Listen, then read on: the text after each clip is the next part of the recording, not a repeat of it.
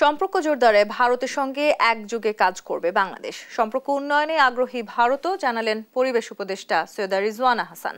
সোমবার সন্ধ্যায় প্রধান উপদেষ্টার সঙ্গে ভারতের পররাষ্ট্র সচিব বিক্রম মিস্ত্রির বৈঠক শেষে ব্রিফিংয়ে তিনি একথা বলেন। জানান, বৈঠকে পারস্পরিক স্বার্থ, রোহিঙ্গা সংকট, শ্রমিক অধিকার এবং অবাধ সুষ্ঠু নির্বাচন নিয়ে আলোচনা হয়েছে।